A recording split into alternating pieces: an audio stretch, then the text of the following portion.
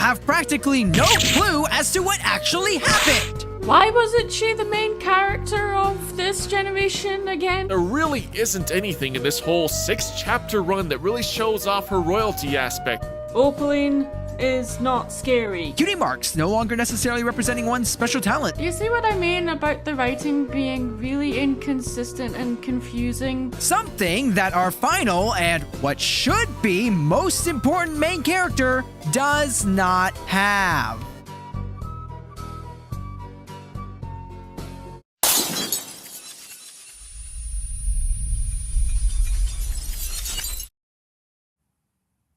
Well, I figured this was coming eventually.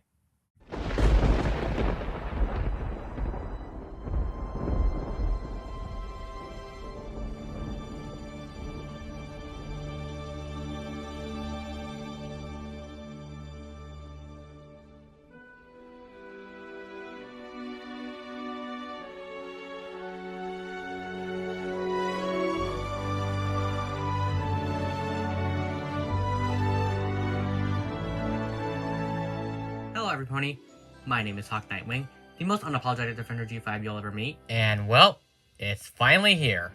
The video I said I would probably make my response video to Beat Fox 15 so many months ago. The video that is sure to get so many people steamed and arguing in the comments. The video meant to debunk one of the biggest hate arguments against Generation 5 My Little Pony has finally arrived. Today, I want to examine the wasted potential argument. You've all probably heard it a lot, it's nothing new. It's in a ton of discussion circles. Oh, Making Mark wasn't what I imagined it would be. They ruined the set of the movie gave it. It should have been about discovering old G4 locales. Sunny was wasted. Zip's arc was abandoned. You've all heard it before. For those who don't know, wasted potential in media is often described as when we see a concept that wasn't done in a just way. Whether it was treated superficially or not to the full scope, we get that disappointed feeling, this could have been better. Credit to Reddit user Alexia Cat for that perfectly worded description, and to Rainbow Brush for giving me the idea to include a definition in the video in the first place. So with that definition in mind, when I say that this generation has been on the receiving end of that very argument is quite possibly the biggest understatement of the century. It's everywhere, like I said. You'll always see it somewhere, particularly in regards to Make Your Mark discourse. I also feel like this argument is one of the leading causes behind the backlash towards Make Your Mark. People set themselves up for disappointment by expecting a story they were not going to get, character arcs they were never going to get, based in part by the misinterpreting elements of either the show or the movie. It's an argument that essentially boils down to, this is what I wanted Make Your Mark to be, but it wasn't that, so that's why I hate it. It's also a narrative that I find to be completely missing the mark on G5 as a whole. I heard it so often, it's been in so many videos, you're probably so sick of hearing about this point, and it's something that I want to finally debunk. I want to get to the root of the whole issue people have with this show, the source of all the controversy towards G5, then debunk it with facts and logic. Not only using the principles of good writing, but actual evidence from the generation itself that debunks said narrative. But there's a reason why it took so long to make this. After so many hate videos that come out in the wake of Make Your Mark's end, why did it take so long to make this video? Well, I'll tell you why. This is an argument that I needed to take my time analyzing. In my endless quest to convince the fan that G5 doesn't in fact deserve the hate it gets, my thought process was always, if I was ever to make a video on why this generation does not have wasted potential, it would need to be really good. Something that people would actually believe. You can't just say anything and expect people who believe in this notion to be convinced. Because the argument is so prevalent and widespread, debunking it would be a Herculean task for anyone, let alone some nobody like me to accomplish. You would need a video so comprehensively jam-packed with material, covering all the bases, analyzing every piece of evidence at length, so on and so forth. The prospect was pretty daunting, I will admit, which is why I put this off for such a long time. I gave it many months of thought since that initial response video, and I think I'm finally ready to give this a shot. So let's do it. In the words of Wolverine, let's go. We obviously have a lot of ground to cover, so I think the best thing to do would be to split this video into parts, each talking around maybe 30 minutes or so. We'll have to see. But without further ado, this is my writing analysis video on why G5 does not have wasted potential. Believe it or not, the discourse I've seen surrounding this argument actually stems all the way back to before A New Generation came out. Yeah, even the movie got some hate, which is surprising, I know, considering how much people are saying that it was the only piece of good G5 media.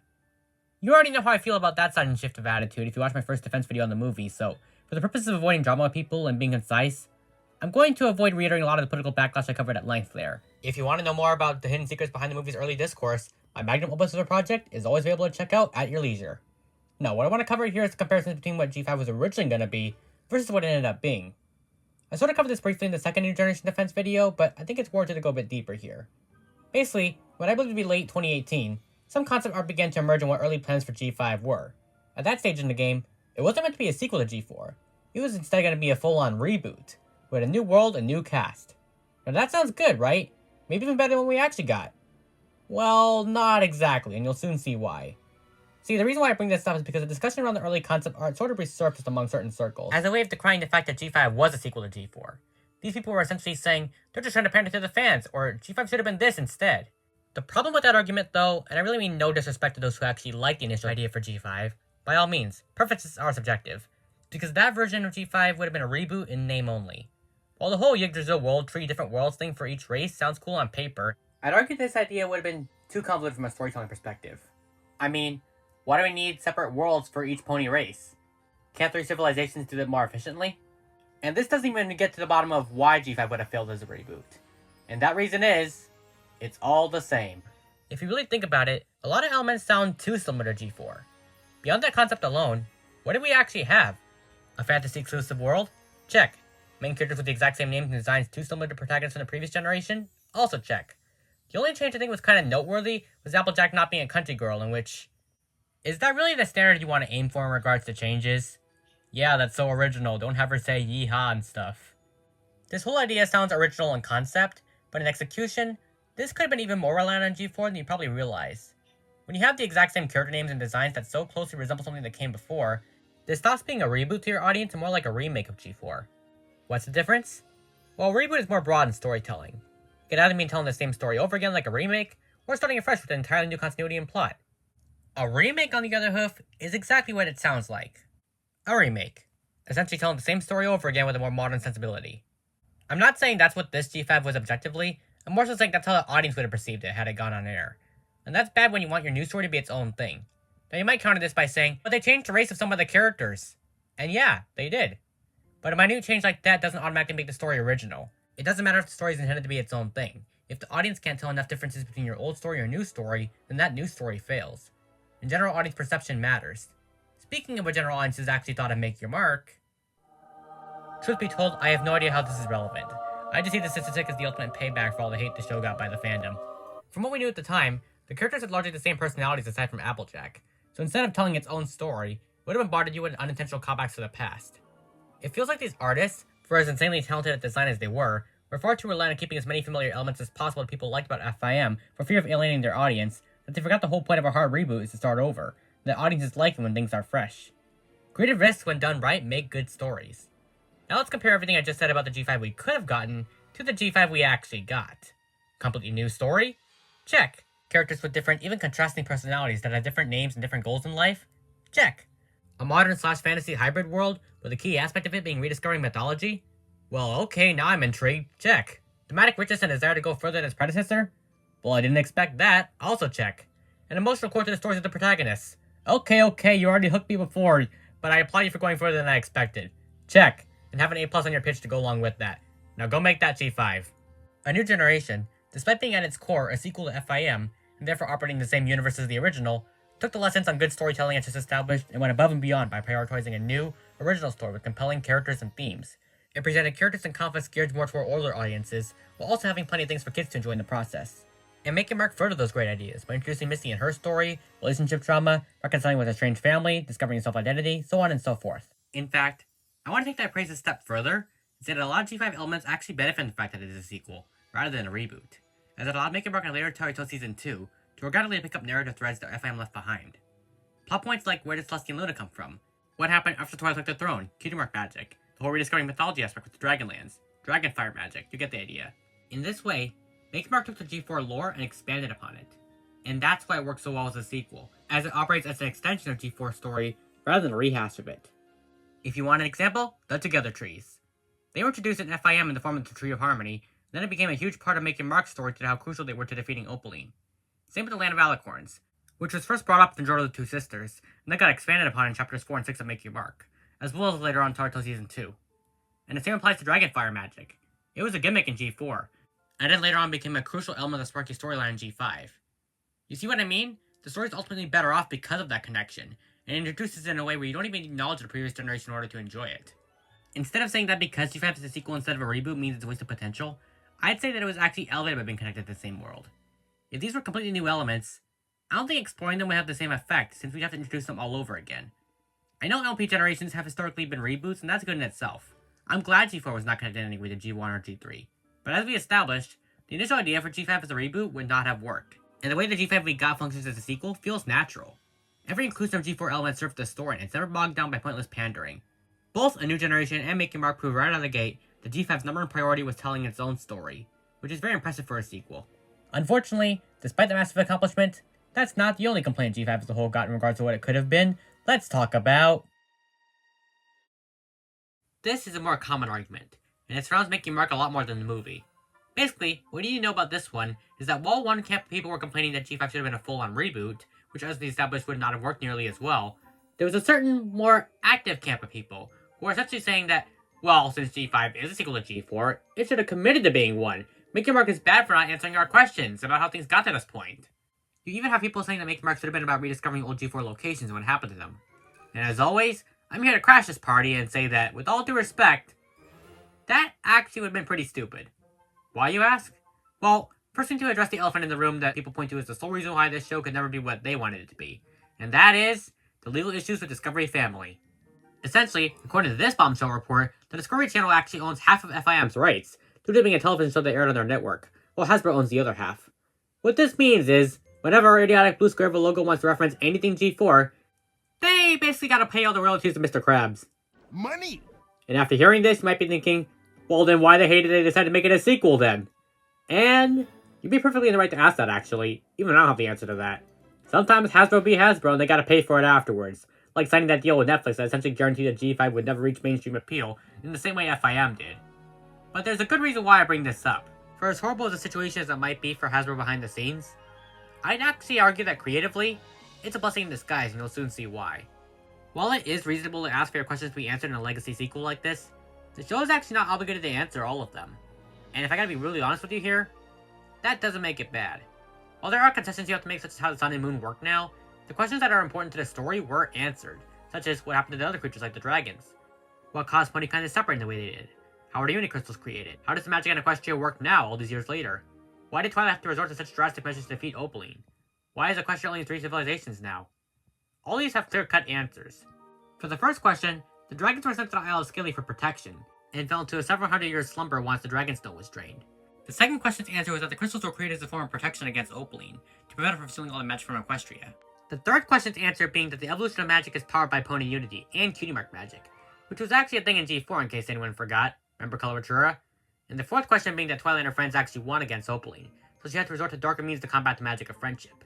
And lastly, the fifth question's answer being that because Pony kind separated, they only felt safe with each other, so that's why the 3 pony civilizations exist. One for Earth ponies, one for Pegasi, one for unicorns.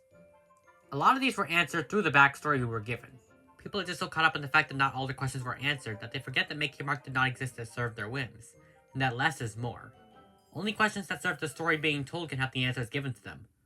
We don't need to get a concrete explanation as to how the sun and moon work now.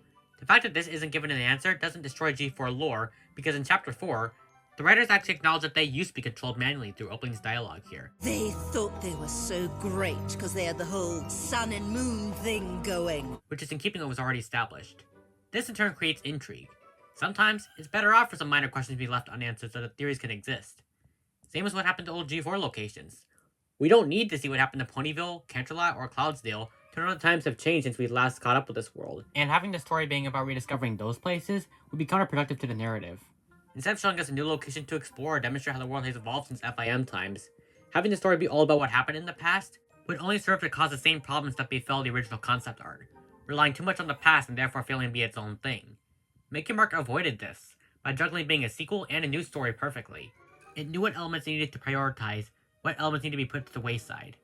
What I love about the way it went about its sequel ties, particularly in the later chapters, is that the show was able to connect itself to G4 without actually having to connect itself. Confused? Let me explain.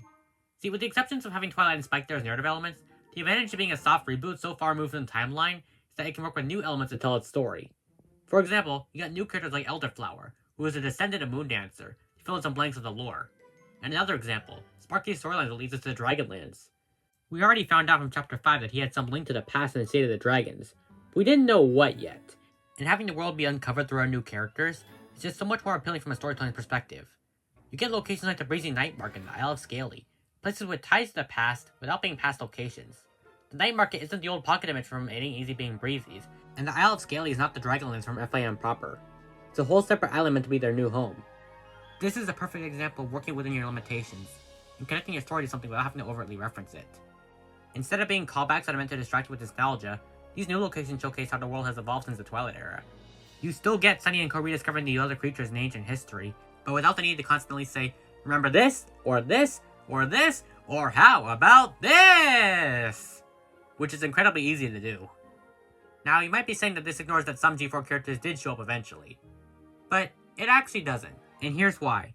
See, even when characters from G4 were used, such as Twilight's hologram in Chapter 2 and Spike in Chapter 6, they were used very sparingly and only to serve the story. They never got in the way of the new story being told. In fact, they helped move it along and were actually crucial in helping our new characters win. It never felt like they were being put on a pedestal or treated as more important than they actually were just for the sake of fan service, which is an incredibly difficult balancing act. Part of the reason why people were so mad at how the writers utilized Spike is because he wasn't treated as a walking exposition dump, filling in every burning question. No, he had magical amnesia, which a lot of people call the case of lazy writing, but it really is not. They placed limits on his ability to explain the past intentionally because they knew when you have an old character appearing like this, it could become extremely easy to just fall back into your comfort zone and just play everything up for fans. But they didn't do that because only the essentials are meant to be told. We're only supposed to know what happened to the dragons when Opaline attacked. We do not need to know every single adventure he had with the main six post the last problem. He served his purpose as an ally to the main six. That's all, and that's why his inclusion worked. We'll get back to Spike later on in the next part of this miniseries, but my point still stands. Just because you want him to explain every single minute detail does not mean he should. Circling back to my less is more argument. And the same rule absolutely applies to Twilight's cameo, to which most people were crying, pandering, pandering! And it's not. She only appeared to set up and introduce the greater mystery of Opaline, which is something I covered in my first Mickey Mark defense video that you should absolutely check out right now if you want an unbiased review of the first 3 chapters of the series. Anyways, she was there to serve her role in the story. Nothing more, nothing less. She had a point being present without overstaying her welcome. Her presence hangs over the entire story without you even noticing it. You might be wondering why it's important to include both she and Spike, since the story of this show already has so many original elements.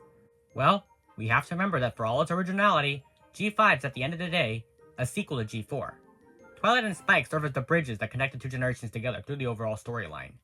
Their presences serve to anchor the lore and teach our main character something important, while also not detracting from the story at hoof.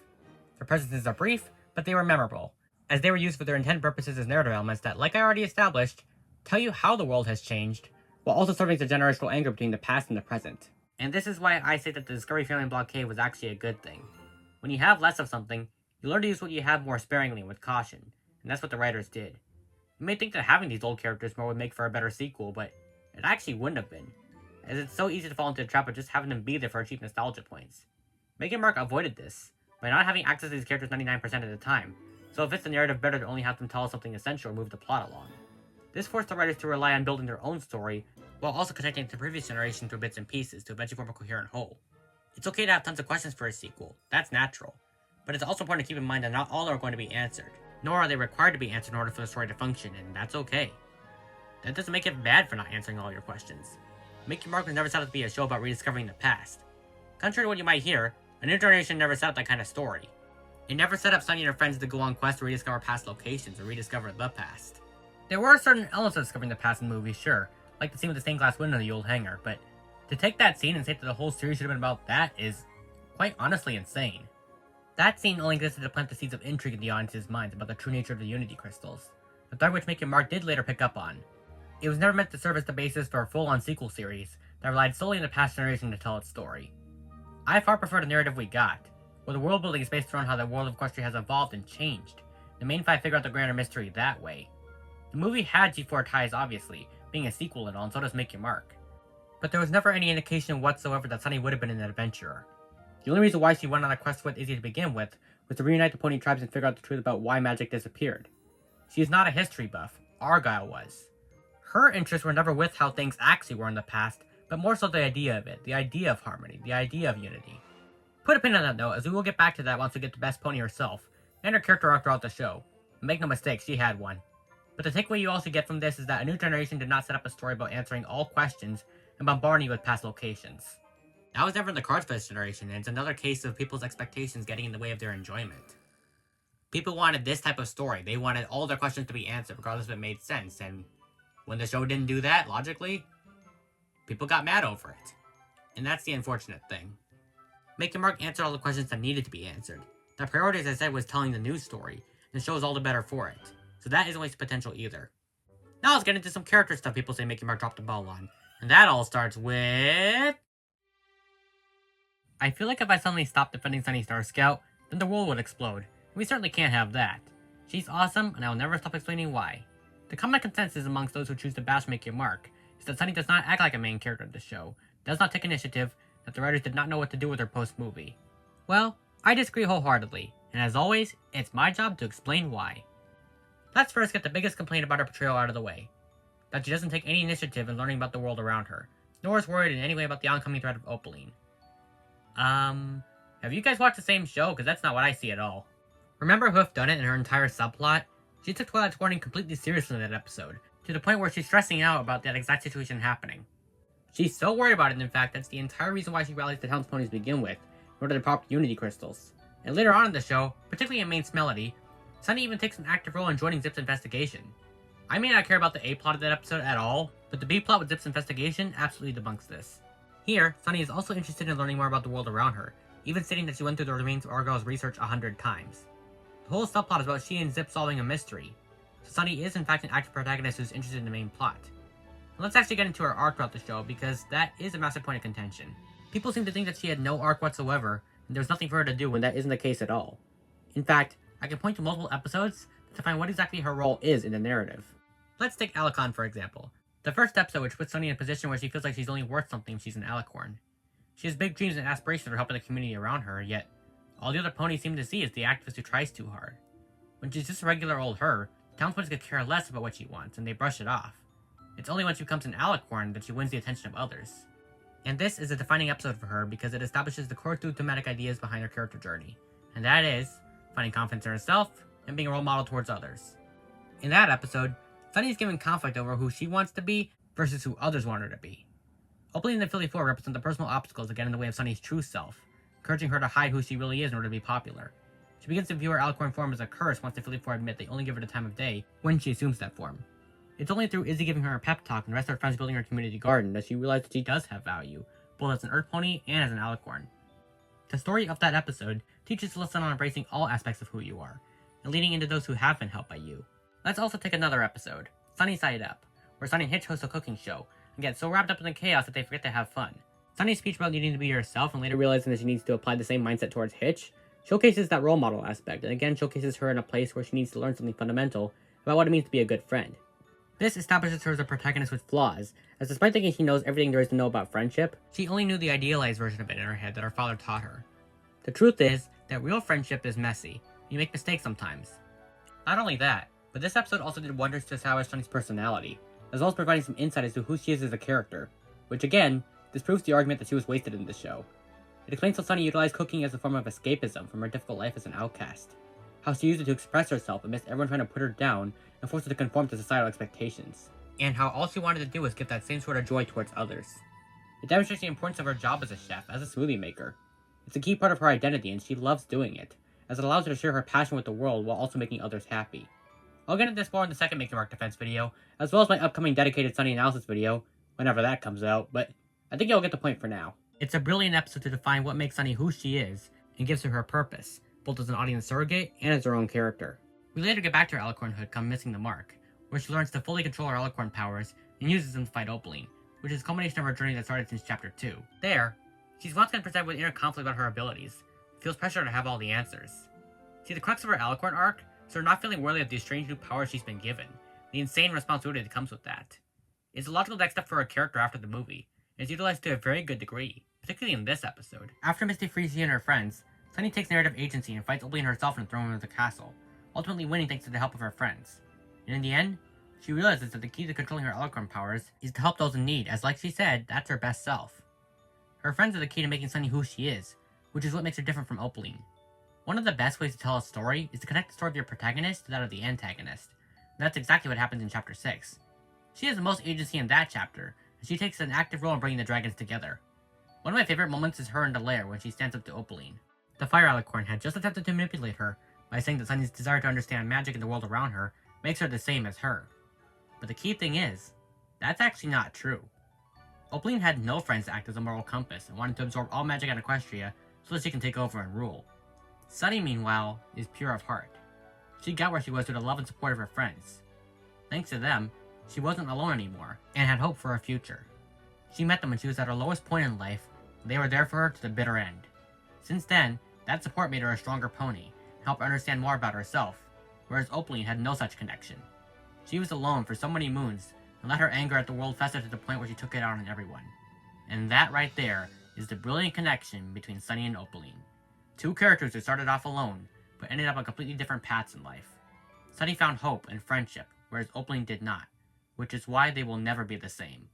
So to those of you saying that Sunny does not have any connection to Opaline whatsoever, you're dead wrong. And this was the perfect way to tie it all together. Now, part of the definition of wasted potential that I previously established is when an element of a story is not done to the fullest extent, or done superficially. In this case, to those of you who are still on the fence about Sunny having a narrative purpose, I can think of no better example than to look at her story in Terra Tale Season 1, which admittedly does it a bit better. Now, that's not a knock against Make Your Mark, as it kept all the essentials in there and executed them brilliantly. I just think that Terra Tale does the mastering Alicorn powers and confidence part of her arc a bit better. Like I stated in a previous video, in order to provide a proper analysis on G5, you need to look at all the aspects of its story, and that includes Terra Tale. So let's do that. For instance, Alicorn issues and Mission Imponable are both fundamental episodes that establish Sunny as having to gain confidence in her abilities. In the former, the resolution comes when Sunny has to talk with Hitch at the beach about believing in herself, leading to her saving a bunch of fillies with their Alicorn form. This represents the point where she masters her full potential and starts to believe that she can use her newfound powers to help others. Mission Imponable tackles the confidence aspect, where the whole plot is about her friends teaching her how to own her abilities and be confident in herself so that she can be the protector that Equestria needs. Arnie Cutie Marks also goes the extra mile by showing Sunny learning how to be a leader of Maritime Bay and a national symbol when the Equestria games come about. The lesson of that episode is a fantastic one on embracing differences and teamwork. Like I said, it's a great arc for her that's more streamlined in this show. It's interesting to see how both Make Your Mark and the first season of Terra Tale tackled the same plot thread. Both shows go out of the way to make Sunny important to the narrative, so, again, she's not wasted in this generation in the slightest. In fact, if you want a better example, one that gives Sunny an arguably stronger narrative purpose, then look no further than the second season of Terra Tale, which is so far so good that even stating as part of the same show feels wrong somehow. As such, the two episodes that I'd like to turn your attention to are The Lone Alicorn and Written in the Star Scouts. The former gives Sunny an emotional core by having her feel like an outcast once more. She's afraid of being alone, and she's seemingly the only Alicorn left in the world. Or so she thinks! It's a brilliant episode that sets up a much stronger story for her and connects her to the lore of Skyros. It's an episode full of intrigue and potential, which is what edges it just slightly above Written in the Star Scouts for me. But that doesn't make it anything to scoff at either. In fact, the latter episode dives into Sunny's history, revealing who her mother was, what her role was in her daughter's life. It showcases Sunny reliving long repressed memories, and opening up to zip more about her early childhood. It's a very heartwarming watch, and both these episodes showcase that Terra Tale has its priorities right when it comes to our main character. When looking at Make Your Mark and Terra Tale as one story separated into two shows, it's clear that Sunny had a purpose in the narrative, and it all comes together to form a complete arc done to the fullest extent. So to anyone saying that the writers didn't know what to do with Sunny post-movie, I politely encourage you to rethink that stance. Now I want to turn your attention towards Hitch Trailblazer, a character who a lot of people say was ruined and dumbed down in Make Your Mark, but that couldn't be further from the truth. I honestly don't know where the criticism stemmed from, because Hitch was never a super serious sheriff type like the fandom just loves to claim he was in the movie. He had his moments of seriousness, but to say that his portrayal in the show is at all wasted potential or a downgrade is just ridiculous to me. He was never a stoic figure who never had any moments of levity. In fact, a new generation went out of its way to parody that stereotype by showing Hitch as a pretty lighthearted character, having animals constantly follow him, and having him dance at Pip's performance, even doing improv. He was always goofy, and that portrayal we see later on is a logical next step in his character progression. Yes, he was treated with by far the most nuance out of the whole main cast in the movie, but in terms of giving him a purpose, the series treats him the exact same way the movie does.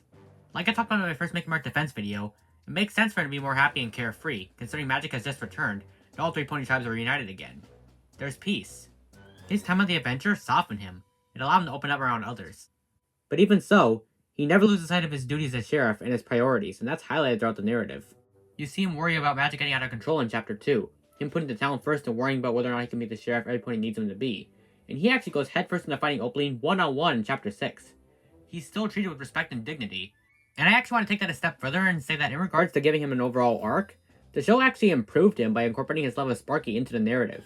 It anchored his character by giving someone to care for, and you got to see how his baby dragon changed him, how he'd do anything to protect him, and even contemplated giving him up if it meant that would keep him safe in Chapter 5, therefore demonstrating that same selfless nature. Having Sparky to care and fight for gave his arc of embracing change in his life an emotional core, and it's given satisfying payoff at the end of the show when Sparky chooses to stay with him. That kind of development is exactly what he needed, and this arc is perfectly in line with how he was portrayed in the movie. And finally, or at least finally for this video, there's Zip Storm. Many people are saying that she had an arc throughout Making Mark that was set up in Chapter 1 that ultimately amounted to nothing. And that arc for these people was her eventually becoming Queen of Zephyr Heights. This was something that fans strongly believed would happen, and when it didn't, they called it a case of the show once again for getting its own setups. I'll get into more why this argument completely doesn't work next time, but what you need to know for this video is... that was never her arc. In fact, that wasn't even set up at all, and this strikes me as people misreading what her character progression actually was in that first special. Her whole deal was that she wanted to get away from the palace life. She was never going to embrace that eventually. The whole reason why she fought to stay in Maritime Bay to begin with was because she absolutely positively rejected the idea of being queen. Now, I'm not saying this is something that'll never happen, as even Taratil alludes to it, and even I don't know, but it's good that this is something that Making Mark never set out to accomplish. Now, should the series have made her queen in the end, therefore qualifying this as wasted potential after all? No, absolutely not.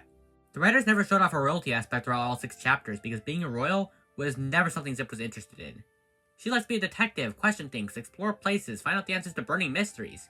She's a rebel through and through, and the movie established that right from the get-go by having her reject the big lie that her own mother was propagating to the townsfolk. She would absolutely be the last pony to ever consider fitting into that stuffy mold.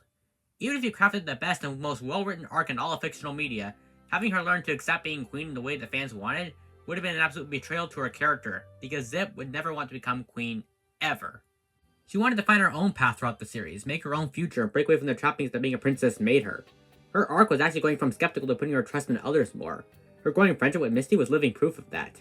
She learned to be a more thoughtful sister, a better friend towards those around her, to put her pride aside for the happiness of others.